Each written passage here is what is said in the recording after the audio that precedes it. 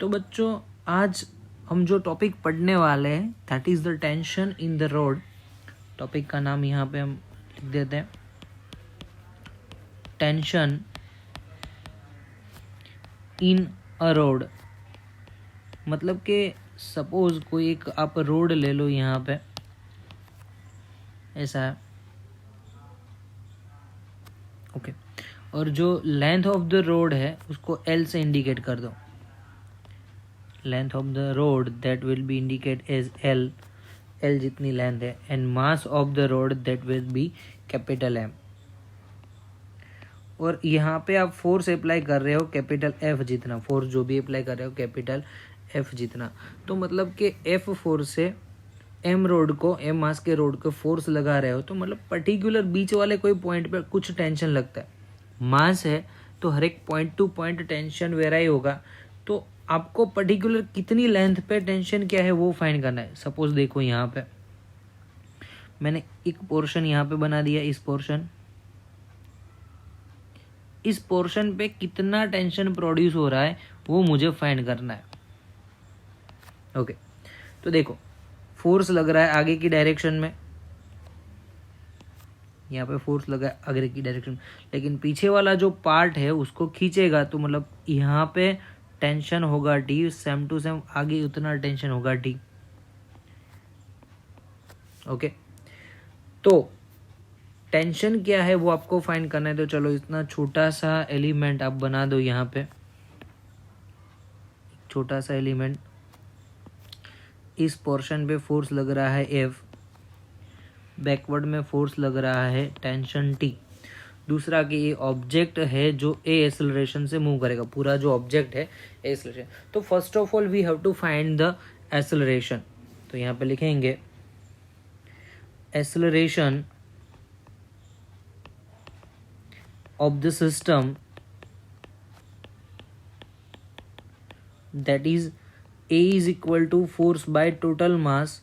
सो a का जो भी आंसर मिलेगा that is force by mass, that's the answer for acceleration. चलो जो डायग्राम है उसके अंदर टेंशन फाइंड करना है। तो यहाँ पे ए जितने एक्सेलरेशन से आगे जा रहा है तो बैकवर्ड में शूडो फोर्स लगेगा and that should be indicate as कितना होगा, तो smallest mass m, total mass capital M, इसका छोटा सा मास स्मॉल एम है, इंटू एक्सेलरेशन इंटू मास या मास इंटू एक्सेलरेशन से रिप्रेजेंट कर सकते। तो बच्चों यहाँ पे मुझे मास क्या मिलेगा वो चाहिए, तो मैं लिखूंगा for L length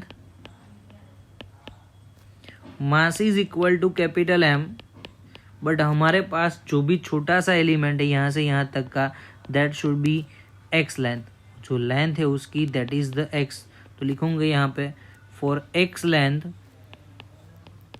mass is equal to question mark. तो लिखूंगा यहाँ पे mass small M is equal to M into X divide by L, क्योंकि अगर ऐसा कोई इक्वेशन आ रहा है तो उस इक्वेशन के अंदर एक्स का मल्टीप्लाई एम के साथ होगा और एल आएगा डिवाइड में, तो M into X divide by L. चलो इक्विलिब्रियम ऑफ द फोर्स लिखते हैं यहाँ पे साइड में, equilibrium of force.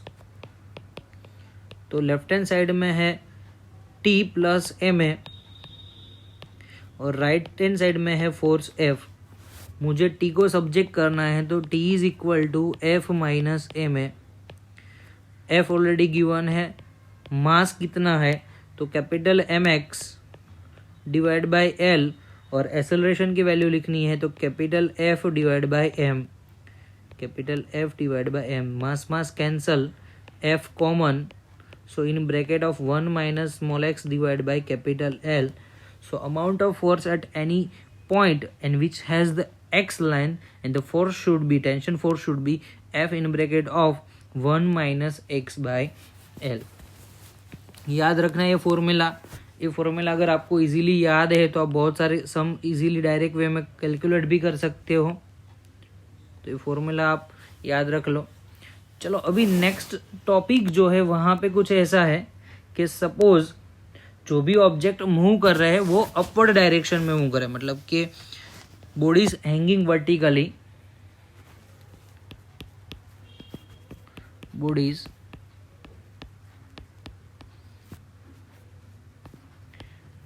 hanging vertically and moving with upward acceleration.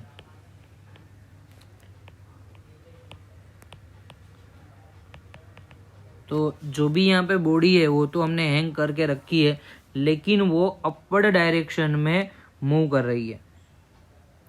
चलो, तो उसके लिए हम पहले तो डायग्राम बना देते हैं।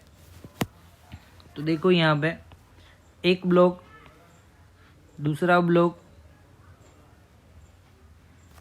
तीसरा ब्लॉक, ऐसे 3 डिफरेंट ब्लॉक हमने यहाँ पे रिप्रेजेंट किए। दूसरे को स्ट्रिंग के साथ कनेक्ट किया, हर एक ब्लॉक को हम स्ट्रिंग के साथ में कनेक्ट कर रही है। मास लिखो यहाँ पे m1, यहाँ पे m2 और यहाँ पे m3, और अपवर्ड में जो भी फोर्स लग रहा है वो है F जितना फोर्स। मतलब कि वर्टिकली सभी ब्लॉक को लटकाया है और हर एक सिस्टम को ऊपर की डायरेक्शन में खींच रहा है। तो मतलब कि जितने भी ऑब्जेक्ट यहाँ पे आपको दिख रहे हैं बीच में कितना टेंशन होगा वो आपको फाइंड करना है। तो देखो यहाँ पे F4 से ऊपर जा रहा है, तो मतलब सिस्टम का एक्सेलरेशन A जितना होगा वो अपर डायरेक्शन में होगा। सिस्टम का जो भी एक्सेलरेशन होगा A जितना होगा और वो भी अपवर्ड डायरेक्शन में होगा, तो A से रिप्रेजेंट करूंगा। ओके, M1 ऊपर जा रहा है तो नीचे M2 खींचेगा, तो यहाँ पर टेंशन होगा T1। उतना ही टेंशन T1 M1 M2 को खींचने के लिए लगाएगा। देन आफ्टर है M2 ऊपर जा रहा है तो M3 नीचे खींचेगा, तो यहाँ पर टेंशन होगा T2 और उतना ही M2 टेंशन लगाएगा M3 पे, वो ऊपर की डायरेक्शन में लगेगा। तो मैंने यहाँ पर टेंशन तो रिप्रेजेंट कर ही दिया है, लेकिन मुझे फाइंड करना है क्या टेंशन T1 और T2 की अमाउंट होगी। चलो देखते हैं। हियर रिजल्टेंट FBD, पूरी सिस्टम की FBD बनाते हो तो ये तीनों मास को एक साथ इकट्ठा बना दो, M1 plus M2 plus M3। Force लग रहा है ऊपर की डायरेक्शन में F जितना। ओके, दूसरी चीज़ के यहाँ पे नीचे जो भी ऑब्जेक्ट मूव करेंगे तो उस कंडीशन पे आपको कुछ एक्सेलरेशन के साथ मूव करें, मतलब कि ए एक्सेलरेशन क्या होगा वो आपको फाइंड करना है। तो फोर्स इज इक्वल टू, पूरे मूव करे तो F is equal to M1 plus M2 plus M3 into certain acceleration A, so A is equal to F divide by M1 plus M2 plus M3। ठीक है, चलो अभी T1 find करते हैं। Okay, तो फोर्स T1 फाइंड करने के लिए आप डायग्राम बनाओ M1 का। चलो M1 का डायग्राम, ये ऊपर का जो टॉपिक है उसको हम बॉक्स में बना देते हैं यहाँ पे।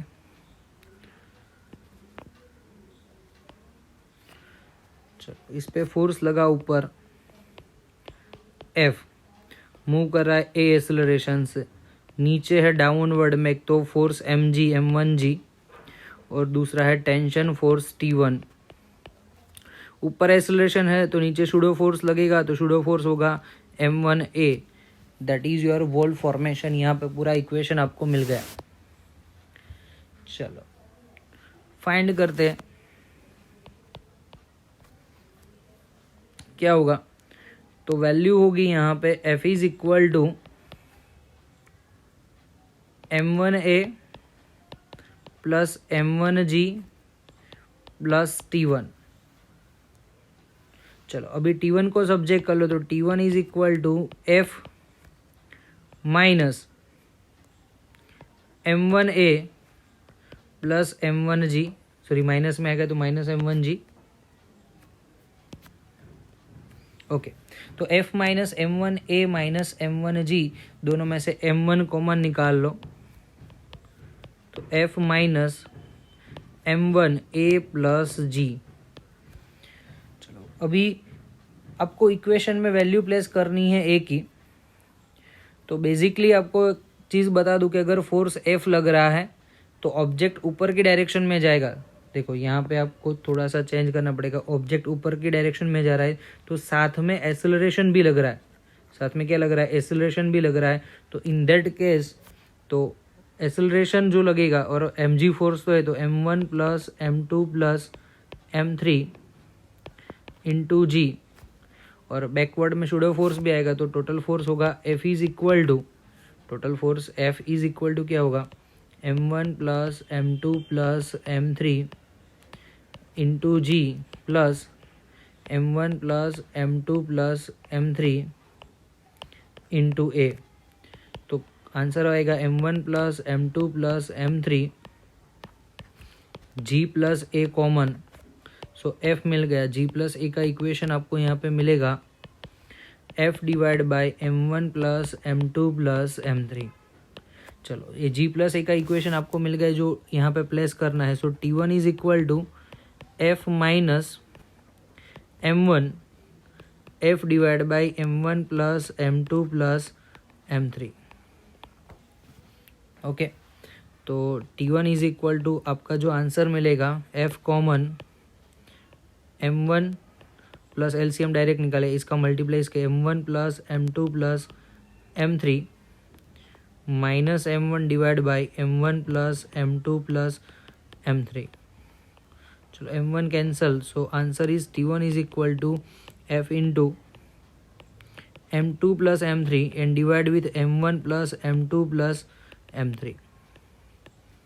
ओके, अगर डायरेक्टली फोर्स दिया है तो आपको ये आंसर मिल जाएगा सेम टू सेम जो आगे हमने पढ़ा था वैसे ही होगा। लेकिन सपोज फोर्स नहीं है और एक्सेलरेशन दिया है, फोर्स नहीं है और एक्सेलरेशन दिया है तो टेंशन क्या होगा वो आपको फाइंड करना है, तो उसके लिए अलग से मेथड होगी।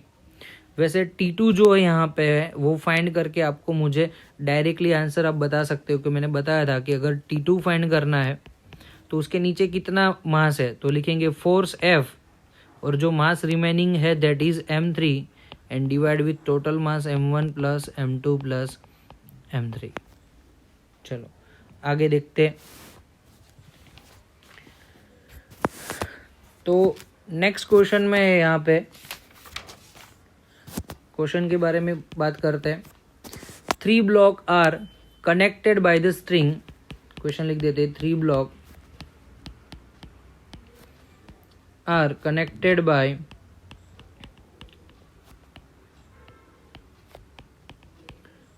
string as shown in figure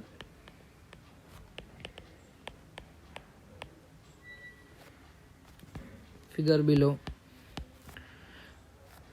and are pulled by a force T3 is equal to 120 Newton if M1 is equal to 5 kg, M2 is equal to 10 kg and M3 is equal to 15 kg.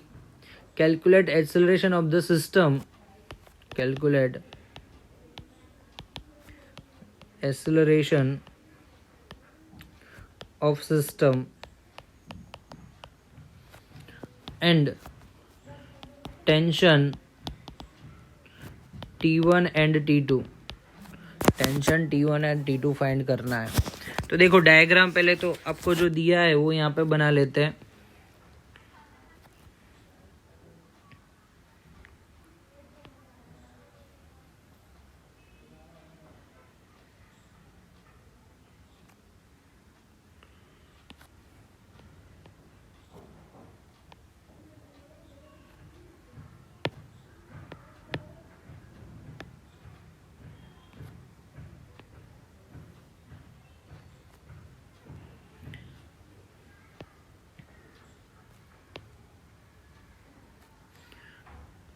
यहाँ पे connected है हर एक block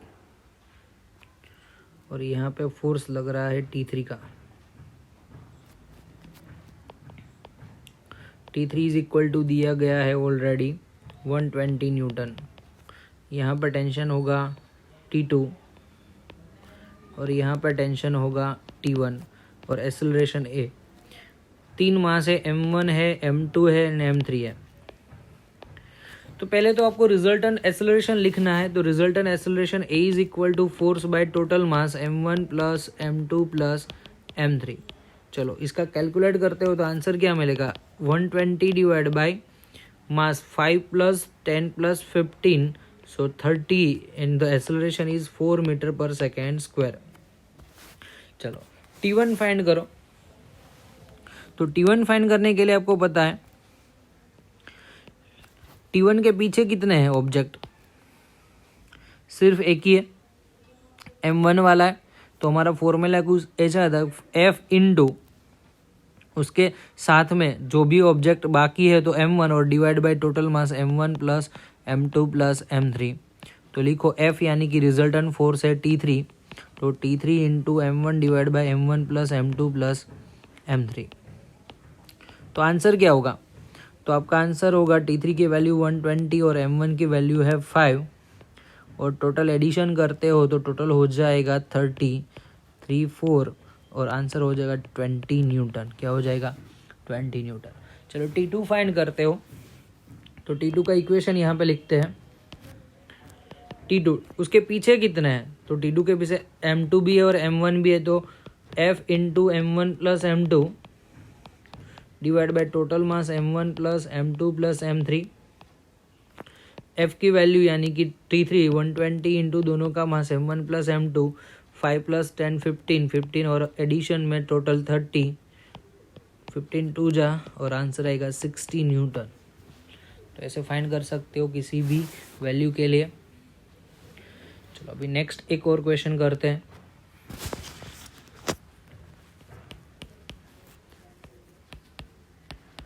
A block of mass capital M is pulled along a horizontal frictionless surface by a rope of mass small m as shown in the figure.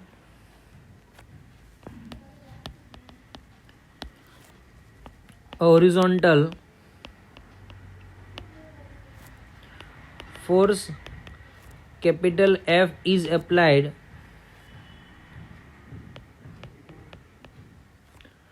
to one end of the rope. First question, acceleration of rope and block.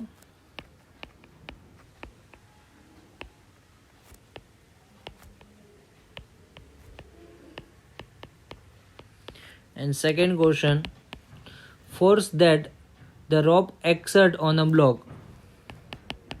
Force that rope exert on the block. And third part, tension in the rope at the midpoint. Tension in the rope at its midpoint. देखो यहाँ पे एक diagram है और यहाँ पे एक रोप connected है ऐसे।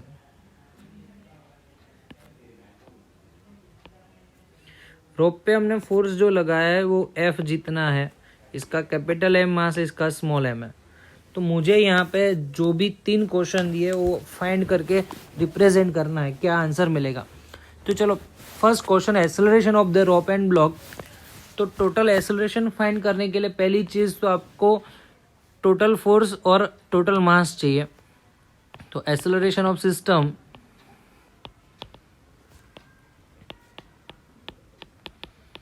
that is A and A is equal to force divided by small m plus capital M, force by मास। चलो फर्स्ट का आंसर मिल गया, सेकेंड का आंसर फाइंड करते हैं।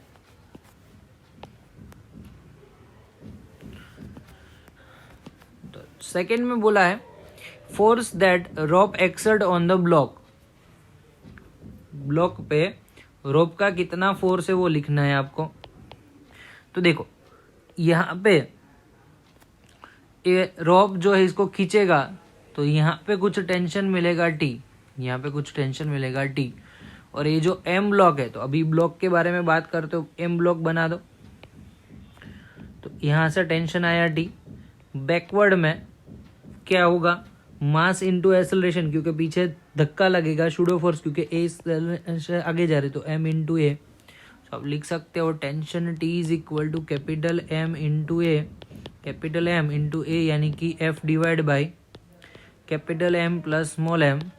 सो your answer is m F divide by small F m plus capital M. तो इतना tension लग रहा है। चलो नेक्स्ट पार्ट में बोला है tension in the mid point at the rope, rope जो भी है उसके मिड पॉइंट में टेंशन लिखना है। तो फिर से डायग्राम बनाओ।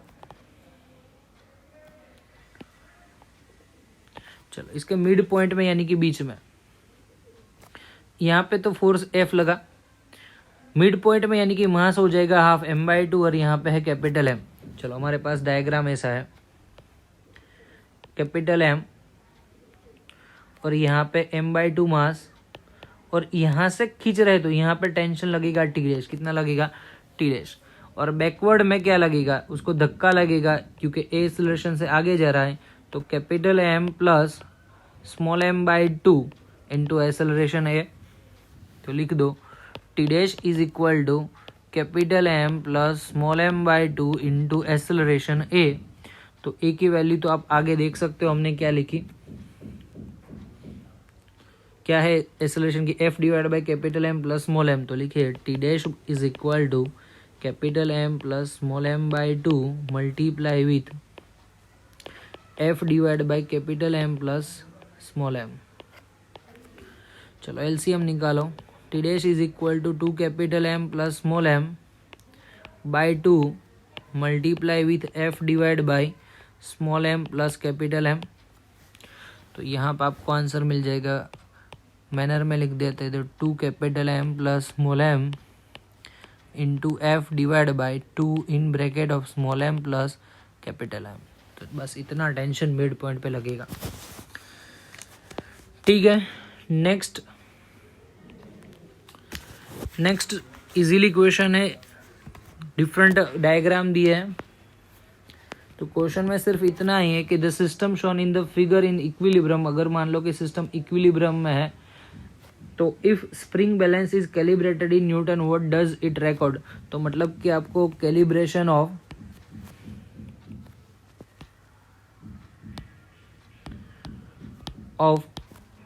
स्प्रिंग बैलेंस फाइंड करना है, यानी कि वो क्या इंडिकेट कर रहा है वो आपको दिखाना है। तो चलो फर्स्ट पार्ट ऐसे बना देते हैं।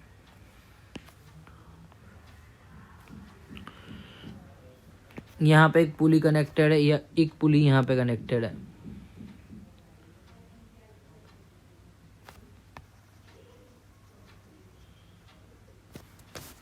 चलो पुली के नीचे हमने कुछ मास ऑब्जेक्ट टाई कर दिया 10 kg का, और यहाँ पे भी एक मास टाई कर दिया 10 kg का। दोनों साइड 10 kg मास अप्लाई किया है। तो एक यहाँ पे नीचे वेट फोर्स mg लगाएगा, एक यहाँ पे वेट फोर्स mg लगाएगा, और बीच में है स्प्रिंग बैलेंस, यहाँ पे है स्प्रिंग बैलेंस। तो इस साइड भी टेंशन टी जितना लगेगा, इस साइड भी टेंशन टी सेम ही लगेगा। तो दोनों कंडीशन में सेम टेंशन है, तो जो वेट आपको मिलेगा वो कितना मिलेगा, क्योंकि एक साइड तो फिक्स बेस होता है स्प्रिंग बैलेंस में, एक साइड तो आप लटका सकते हैं, यानी कि एक साइड फिक्स बेस होता है यहाँ पे। तो एक ही साइड में स्प्रिंग बैलेंस खींचती है, याद रखना स्प्रिंग बैलेंस ऐसी होती है, ऊपर से यहाँ पे हुक जैसा होता है लटकाने के लिए, और इस साइड में आप वेट को लटका सकते हैं, यहाँ पे वेट को। तो मतलब एक साइड मान लो कि यहाँ पे हुक है तो उसमें कुछ भी चल नहीं, लेकिन यहाँ से खींचेगी तो tension T is equal to weight force M G 10 into 10 यानी कि 100 न्यूटन का फोर्स लगेगा। ये फर्स्ट केस में। चलो सेकेंड केस। यहाँ पे अगेन स्प्रिंग बैलेंस को लटकाया और उसके नीचे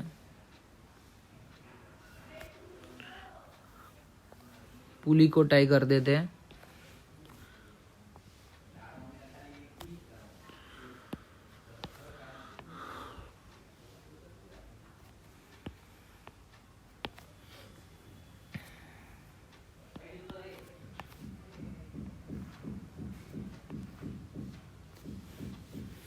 दोनों साइड सेम वेट अप्लाई करते हैं, 10 kg और 10 kg। तो मतलब क्या होता है कि दोनों का वेट सेम है, तो यहाँ पे भी टेंशन T, यहाँ पे भी टेंशन T, लेकिन ऊपर की जो स्प्रिंग है वहाँ पे टेंशन हो जाएगा T डैश। तो मैं लिखूंगा T dash is equal to 2T and T is equal to compare with mg, क्योंकि वेट फोर्स लगेगा नीचे वेट फोर्स, तो T is equal to mg, तो 2mg 2 इंटू 10 मतलब 200 न्यूटन का टेंशन फोर्स यहाँ पे इंडिकेट करेगा। तो जो स्प्रिंग बैलेंस है विच रिप्रेजेंट द 200 न्यूटन। चलो नेक्स्ट केस। तो नेक्स्ट केस बेटा ऐसा है, डायग्राम ऐसे बना देते हैं। यहाँ पे फिक्स सपोर्ट है,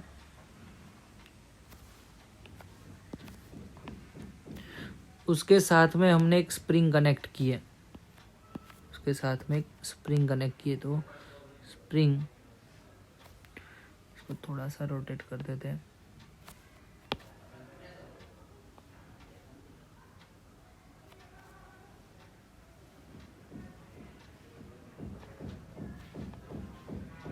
चलो ऐसे स्प्रिंग कनेक्ट किए और उसके नीचे हमने 10 kg का ऑब्जेक्ट लटका दिया ऐसे 10 kg।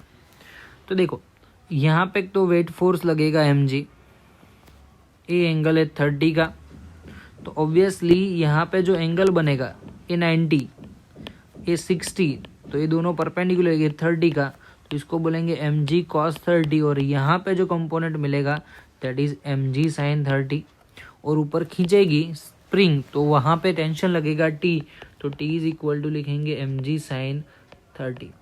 m की वैल्यू लिखो 10, g 10 sin 30 1/2, सो 100/2 यानी कि 50 न्यूटन का फोर्स लगेगा।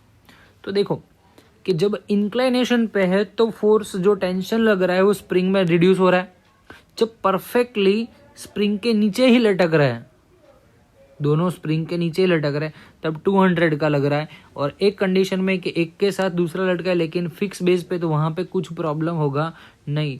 तो एक केस के अंदर सबसे ज़्यादा टेंशन इस केस में लग रहा है, ये वाले केस में, नोट कर लेना।